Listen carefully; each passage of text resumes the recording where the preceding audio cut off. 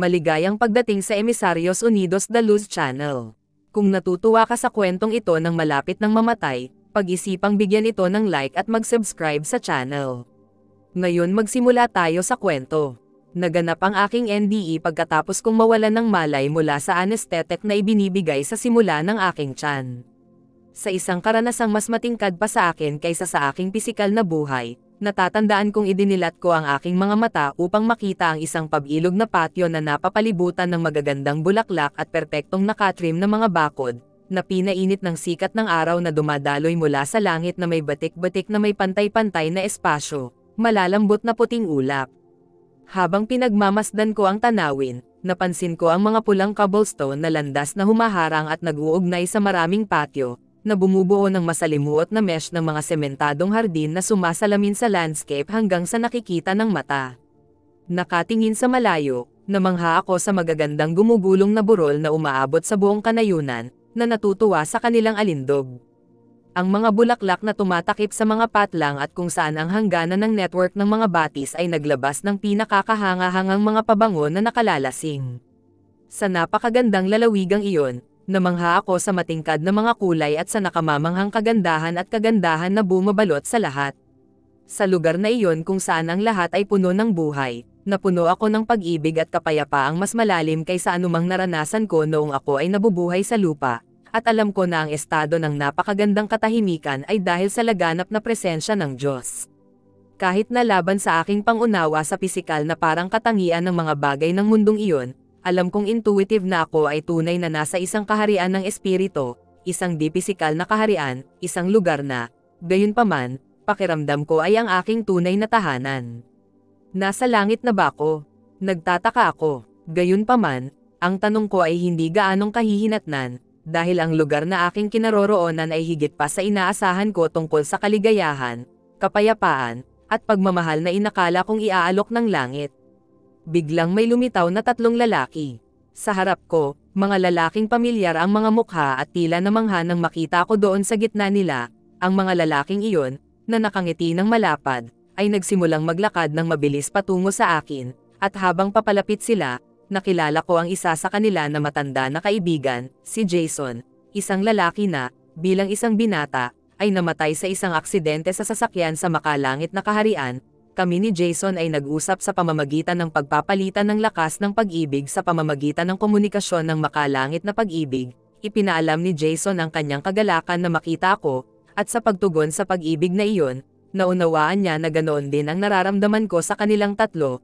Nakilala ko rin ang isang matandang kaibigan na matagal ko nang nawalan ng ugnayan, si Glenn, sa pamamagitan ng tunay na pagmamahal na ipinamalas niya sa pagkakita sa akin, at sa pagtanggap ng makalangit na pag-ibig. Tumugon ako sa kanyang init sa kabaitan. Noon ay lumapit ang pangatlo sa tatlo, isang lalaking kinilala ko bilang isa sa aking mga guro sa elementarya at kung saan ako ay tinatawag na Mr.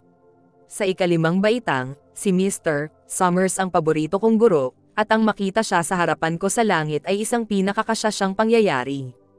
Habang ipinapahayag ko ang aking kasiyahan na makita siyang muli sa pamamagitan ng init ng mapagmahal na damdamin, siya ay gumanti din. Pagkatapos ay ipinaalam niya sa akin na siya ang magiging gabay ko sa aking pamamalagi sa langit. Pagkatapos ay nagsimula kaming maglakad sa isa sa mas maliliit na daanan sa hardin, at habang tinatahak namin ang isa sa mga tulay na sumasaklaw sa isang batis, ipinarating niya sa akin na kahit na dumaranas ako ng ilang hamon sa sandaling iyon ng aking buhay, natutuwa siya. Upang obserbahan ang pag-unlad na aking ginagawa, hindi ako naglakas loob na tumugon sa maraming tanong na pumasok sa isip. Gayunpaman, dahil alam kong intuitively na ang oras ko doon ay para sa pakikinig, pagmamasid, at pag-aaral. Pagkatapos ay nagsimula siyang maghatid ng mensahe na dapat kong ipasa sa iba, isang mensahe na ibinigay sa kanya mismo ng Diyos. Ipinaliwanag niya na ang katawan na nakikita ko ay isang ilusyon na nilikha para sa aking kaginhawahan, dahil ang mga katawan ay hindi kailangan sa larangan ng espiritu. Ipinaliwanag sa akin ni G. Summers na ang tabing sa pagitan ng kaharian ng espiritu at ng pisikal na mundo ay manipis at na ang mga yumao na at naninirahan ngayon sa kaharian ng espiritu ay napakadali nating makikita. Dahil hindi naman talaga nila tayo iniiwan, hindi dapat hayaang lamunin ng kalungkutan ng sarili dahil makakasama nila ang kanilang mahal sa kabilang buhay kung gugustuhin nila. Pagkatapos ay nagsimulang sabihin sa akin ni Mr. Summers ang tungkol sa mga mangyayari sa hinaharap. Ipinaliwanag niya sa akin na ang COVID ay simula pa lamang ng isang serye ng mga kalamidad na sasapit sa sangkatauhan, mga krisis na magaganap bilang direktang resulta ng pinsalang idinulot niya sa planeta. Ang pagkalito at pagdurusa sa malawakang sukat ay magpapatuloy bilang resulta ng mga sakuna na ito, na magdudulot ng mga salungatan na kakalat sa mga hangganan. Ang mga puwersa ng kadiliman, na nagmamasid habang nilalamon ng kasamaan ang isipan ng mga tao at ang kaguluhang nangyayari sa lupa, ay sasamantalahin ang kanilang pagkakataon na angkinin ng lupa mismo, dahil hindi na sila kontento na makulong sa kanilang kaharian ng kadiliman, paliwanag niya. Pagkatapos ay ipinakita sa akin ng isang fourth-dimensional na holographic na mapa ng ating mundo, na may iba't ibang bahagi ng liwanag at kadiliman, habang inilarawan ni G. Summers ang napakalaking labanan na pinaghahandaan ni Satanas at ng kanyang mga hukbo. Binigyang diin niya na hindi ito ang panahon para mag-imbak ng mga baril at bala ang mga Kristiyano, bagkus ay labanan ng kadiliman sa pamamagitan ng pagpapaabot ng pagmamahal at pakikiramay sa kanilang kapwa. Bagamat maaaring may mga pagkakataon na dapat ipagtanggol ng isang tao ang kanilang sarili ng may puwersa, dapat lamang itong maging huling paraan pagkatapos maubos ang lahat ng iba pang paraan. Anuman ang mga pangyayari, ang isang tao ay hindi dapat sumuko sa kabangisan ngunit magsikap na lutasin ang mga salungatan ng may pagmamahal at pag-unawa upang matanggap ang mga pagpapala ng Diyos. Ipinaliwanag din niya sa akin na sa panahong ito, makabubuting mag-imbak ng pagkain at gamot, at maging masinop ang pamumuhunan sa generator. Darating ang panahon na ang lahat ng komersyo ay masisira habang ang lipunan ay umuusad sa kawalan ng batas. Nais ng Diyos na ang mga Kristiyano ay ituring na mahusay na mga katulong, lalo na sa mga nakadarama ng pagkawala, sabi niya. Sinabihan ako na ibabahagi ko ang mensaheng ito.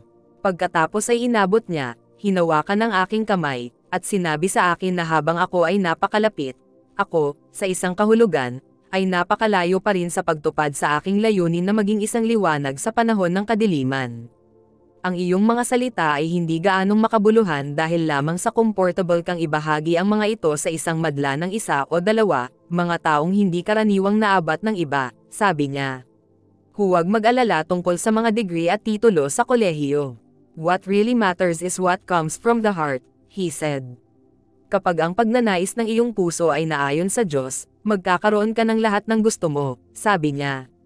Ang pagsasagawa ng unang hakbang sa pamamagitan ng pakikilahok ay magte-trigger ng isang serye ng mga kaganapan na sa huli ay magdadala sa iyo sa iyong layunin, inihula niya.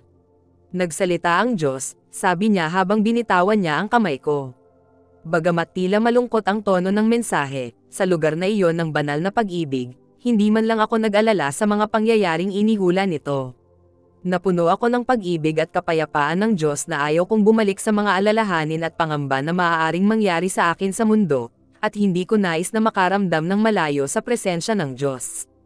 Pwede ba akong manatili dito kasama ka sa langit? Tanong ko. Gayunpaman, sinabi sa akin na kung mananatili ako, hindi ko makukumpleto ang itinakda kong gawin sa Earth, at hindi magagawa ng mga kaibigan ko ang sarili nilang mga gawain kung hindi ako babalik. Sinabi sa akin ni Mr. Summers na mahal niya ako bago ako itinuro sa isang puwang sa trimmed hedge. Ang susunod na natatandaan ko ay ang pakiramdam na lubusang nadroga habang ako ay inihagi sa isang hospital bed patungo sa recovery room. Ipinaalam sa akin ng nurse na matagumpay ang operasyon para tanggalin ang aking lap band, ngunit nagkaroon ng mga komplikasyon, at tumagal ito ng mas matagal kaysa sa inaasahan. Gusto kong tanungin siya kung saan nagpunta ang mga tao, ngunit alam kong hindi niya maiintindihan kung sino ang ibig kong sabihin. Ang aking karanasan sa NDE ay nangyari noong 2020, at ito ay pambihira na hindi ko pa rin lubos na nauunawaan ang lahat ng nangyari. Hindi ko masasabi sa iyo kung ang aking naranasan ay isang pangitain, ngunit alam ko sa aking puso na ito ay hindi lamang isang panaginip. Ang pagbabalik sa pisikal na mundo pagkatapos na maranasan ang walang hangganang pagmamahal, kagalakan, at kaligayahan ng aking pamamalagi sa langit ay lubhang nakapanghihina ng loob. Gayunpaman, napagtanto ko ngayon, lalo na kung isasaalang-alang ang mga kasalukuyang kaganapan sa mundo, na para sa aking pinakamahusay na interes na ilapat ang mga aral ng mensaheng iyon sa aking buhay sa lahat ng paraan na may kaugnayan ang mga ito. Ilang buwan pagkatapos ng aking NDE, inihayag ng Diyos ang dahilan kung bakit ako binigyan ng karanasang iyon. Ginamit niya ang pagkakatulad ng isang mag-aaral na tinawag sa opisina ng punong guro bilang isang huling paraan, na ipinaliwanag na hindi ko pinansin ang mas banayad na mga medium at messenger na ginamit niya upang makipag-usap sa akin.